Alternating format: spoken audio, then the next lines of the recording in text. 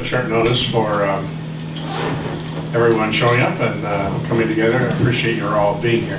As you know, this has been a contentious time for all of us, and I wanted to let you know that myself and Senator Meyer met with the House Majority Caucus earlier today, and I just wanted to clear the air. And that's an unusual thing for two senators to go into a room full of angry representatives, but we came out alive. So it was an interesting experience, and told them where we are and what our concerns are.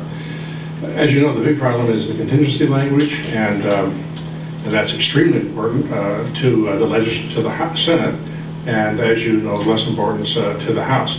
What I think we have to, the principles we have to stand behind and are standing behind is that of protecting legislative priorities, both the House and the Senate, of trying to not leave the House in a weaker, the legislature in a weaker position than it was when we arrived, and to recognize the importance of the legislature in the process of Alaskan government in its appropriating power.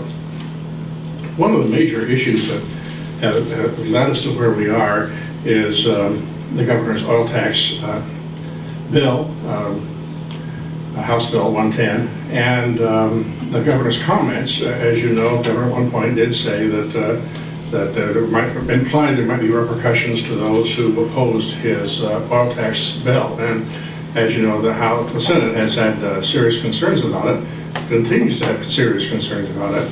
We're not really certain that that's the best way for the state to go. We want to have more information, we want to look into it more, we want to get more facts and figures before we're ready to agree to a $2 billion reduction in state funding from oil taxes.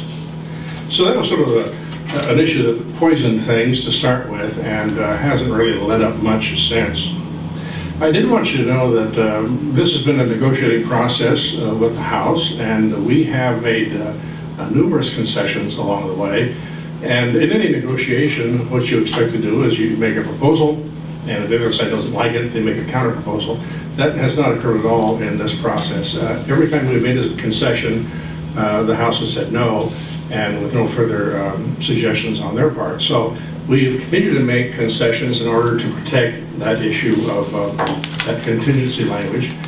And I want to go through those concessions with you so you understand how we've gotten to where we are. And Senator Hoffman leap in here if you won't have any further issues on any of the concessions. I'll mention them very briefly, but they may want to expand on it a little bit. The first concession had to do with major school maintenance, and we reduced the major school maintenance by $200 million. We want to do all of the list that was out there, all of the schools that needed major maintenance and repairs around the state, and at a request of the House, we reduced that by $200 million. The second thing we did was reduce debt. We did agree to that, and that was a matter of days passing between each and every one of these. The third one was the $150 oil trigger. We took that off, and that had to do with $100 million in the government's capital projects. When we took that off, that freed up that $100 million. The fourth thing we offered, and again, no response, no counteroffer, was to water down the language in the energy proposals. That includes AEA, the Alaska Energy Authority, an agreement to vet all of those energy projects through the AEA, and we agreed to go from 100% match down to a 50% match. And the fifth thing that we did that just occurred recently here is an offer to take several projects out of the list and put them in an appropriations bill on their own. So they wouldn't be on that list. It could be, the whole thing could be vetoed by the governor. And that's the area of weatherization, rebate, and alternative energy. And we made that proposal that those all three come off and be put into one appropriations bill on their own. And about $100 million, I believe, Senator. Then to sort of conclude my comments, I am meeting this evening with the governor at 5:30. I called, and I've been calling today, wanting to meet with him to talk to him about an issue, and he's agreed to meet with me at 5:30.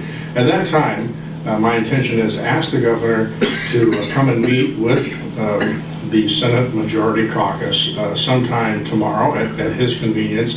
I think it's important for the caucus to hear from the governor. We've read his press release, but from the governor, his intentions as to the potential vetoes. And he said in his press release that there will not be repercussions and no one will be held. Nobody's budget will be slashed because they happen to be opposed to the oil tax bill. So I think folks need to hear that from the governor himself. And so I'm going to ask him, it's not firm, I'm not sure he's going to accept, I think he should, to come down and meet with the caucus, just to confirm to folks that that is in fact his position. Simple enough request on my part, and on my part, and I see no reason why the governor would not be willing to do that. So that's where we are. Senator Stebbins, Senator Hoffman, any comments on any other issues you may have, or should we just ask for questions? Well, Go ahead, Senator Hoffman. School. I'm going to Senator Stebbins. School questions and then Okay, there's a gap. let's do questions.